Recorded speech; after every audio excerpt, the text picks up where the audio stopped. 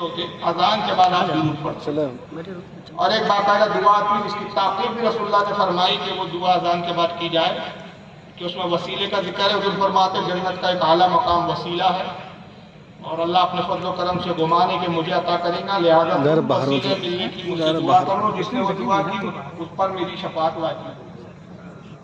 تو اذان کی دعا کا تو خیر ثبوت بھی ہے اور اذان کے بعد دعا سے پہلے درود شریف پڑھتے تھے, پھر دعا پڑھتے تھے. حضرت بلال سے حدیث میں ثابت ہے. اب رہ گیا کہ اذان سے پہلے جو درود پڑھا جاتا ہے یہ کہاں ثابت ہے. یہ البتہ صحابہ سے نہیں ہے لیکن اس کو سب سے پہلے رعایت اس ذات نے جس شخص نے کیا 600 ہجری میں حضرت سلطان صلاح الدین ایوبی رحمۃ اللہ تعالی علیہ اس کی بنیاد ہے. جیسا کہ دونوں مختار عبد المختار وغیرہ میں اس کا خلاصہ ہے. سب سے پہلے کس نے شروع کیا یہ صلاۃ والسلام؟ اذان سے پہلے سلطان صلاح الدین ایوبی, اور یہ ان کا زمانہ وہی ہے جو سرکار غوث اعظم کا زمانہ.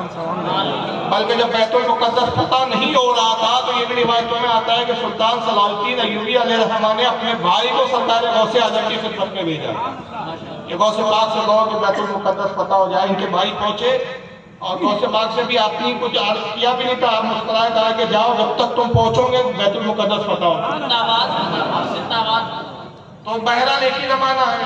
اس کا مطلب یہ ہوا کہ جب اذان سے پہلے درود کو رائج کیا گیا تو اس بات میں اس کی تائید میں سرکار غوث اعظم کی.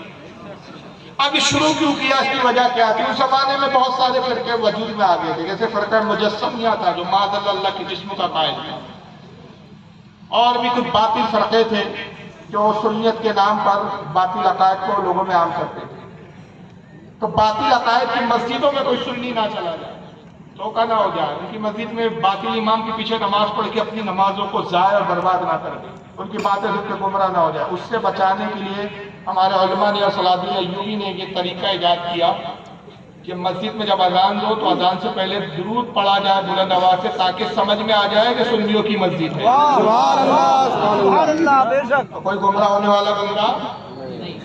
اس وجہ سے آج بھی دیکھیے وہابڑوں کی مسجد میں اذان سے پہلے درود نہیں ہوتا, اور جیسی اذان سے پہلے درود ہوا سمجھ میں آ جاتا ہے بھائی یہ سنیوں کی مسجد. دوسرا کیا ہوتا ہے, ایک اور پہچان ہوتی ہے. چلیے اگر کوئی اس وقت آیا کہ اذان ہو چکی تھی, اب اذان تو ہو گئی, پتہ نہیں بھائی مسافر ہے کوئی سنی ہے, اب کوئی مسجد میں داخل ہو گیا. اور کئی بار آج کل ایسا بھی دھوکہ ہوتا ہے کہ مساجدیں جو ہے سنیوں نے بنائی ہوئی ہوتی ہے, وہابیوں نے قبضہ کر لیا. تو گنبد بھی دیکھو تو سنیوں کی طرز تعمیر نظر آتا ہے, سنیوں کی مسجد نظر آتی ہے. یعنی ہوتا ہے نا کچھ, جیسے سنیوں کی مسجدوں کی پہچان کچھ کیسی ہے, اکثر گنبد ہوں گے سنیوں کی مسجد. دوسرا اگر آپ مسجد میں جائیں تو محرابوں پہ آپ نے بطار عمر عثمان علی لکھا ہوتا ہے, تو سنیوں کا طریقہ ہے. لیکن کیا ہوتا ہے وہابیوں نے قبضہ کر لیا ہوتا ہے, امام وہابیوں کا آ گیا. اب ایک مسافر آیا بیچارہ, اس نے دیکھا یار مسجد سنیوں کی لکھ رہی ہے, پتہ چلا خبیث ہے. تو ہمارے بزرگوں نے کہا کہ بھئی اب پہلی اسٹیپ پہ پتہ چل جائے نا, اذان سے پہلے درود نہیں پڑھا گیا کیا, نہیں اپنے والے کی مسجد نہیں دی. دوسرا یہ کہ اقامت سے پہلے بھی درود پڑھا جاتا ہے اور اقامت میں بیٹھا جاتا ہے, اور یہ بھی سنت سے ثابت ہے. تو کچھ چیزیں ایسی ہیں جو نماز میں ہمارے بزرگوں نے تاکید کی اور وہ طریقے کو رائج کیا تاکہ سنیت کا بالکل پہچان ہو جائے, سنیت کا پتہ چل جائے. اب آپ کہیں گے کہ یار یہ پہچان یہ لائی کہاں سے؟ اس تعلق سے میرے پاس اتنے حوالے ہیں کہ میں 3 گھنٹے اس پہ تقریر کر سکتا ہوں, لیکن اب وقت ختم ہو گیا. موضوع آج کا صرف ایک حدیث سنانے کا دل چاہ رہا ہے کہ پہچان کیسے بنتی ہے, اور اس لیے بھی دل چاہ رہا ہے کہ شہزاد اعلیٰ حضرت ساتھ میں بیٹھے ہوئے. اس زمانے میں ہماری پہچان ایک اور ہے, کیا ہے؟ مسلک اعلیٰ ہے نا ہماری پہچان.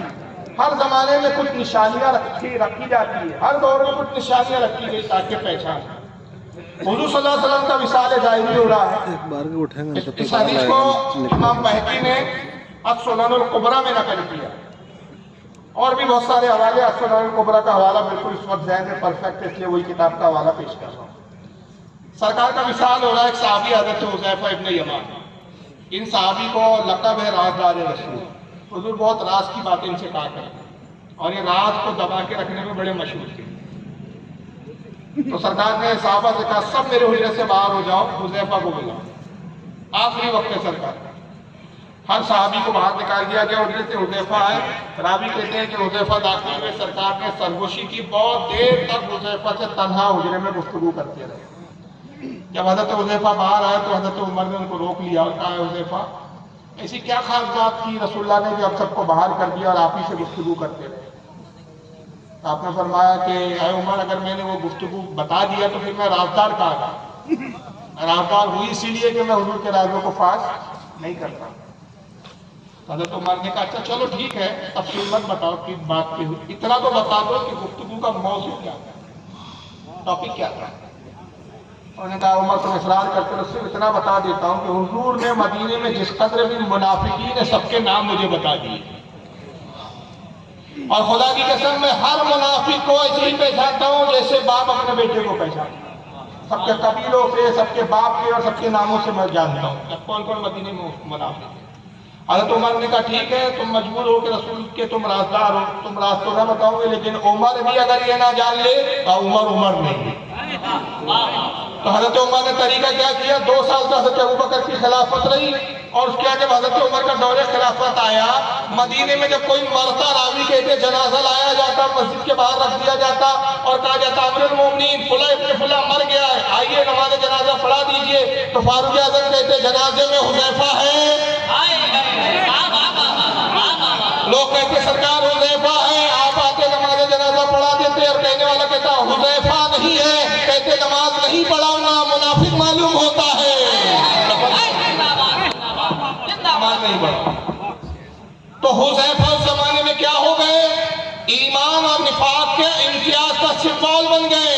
جہاں پر حذیفہ ہے وہاں مرنے والا مومن ہے، جہاں حذیفہ نہیں وہاں شک ہے کہ یہاں مرنے والا منافق ہو سکتا ہے، مومن نہیں۔ اور ایک زمانہ وہ آیا کہ سنن ابن ماجہ کی حدیث عبداللہ بن جابر کہتے ہیں کہ ہمارے درمیان میں جب خارجی پیدا ہو گئے، بڑے پکے نمازی ہوتے تھے، اتنی عبادت گزار کہ ان کی عبادتوں کو دیکھ کر ہمیں اپنی عبادت کم نظر آتی، تو ہم نے پہچان یہ بنائی خارجیوں کو کیسے پہچانے، ہم علی کا ذکر شروع کر دیتے، چہرے پہ خوشی آئی ہم سمجھ لیتے تھے کہ ہم میں سے مولا علی کا ذکر سن کے چہرے کا جغرافیہ بگڑ جائے، ہم سمجھ لیتے تھے خارجی ہے، تو علی کیا ہو گئے، اس زمانے میں سمبول ہو گئے۔ تو ہر زمانے میں سمبول رہا، تو کبھی ابو حذیفہ حضرت حذیفہ ابن یمان سمبول رہے، کبھی مولا علی رہے، کبھی امام اعظم ابو حنیفہ رہے، کبھی حضرت امام ماتوریدی رہے، کبھی امام ابو الحسن اشعری رہے، کبھی مجدد الثانی رہے، کبھی حضرت شاہ عبدالعزیز رہے۔ اس زمانے میں اعلیٰ حضرت سمبول ہے، جہاں مسلک اعلیٰ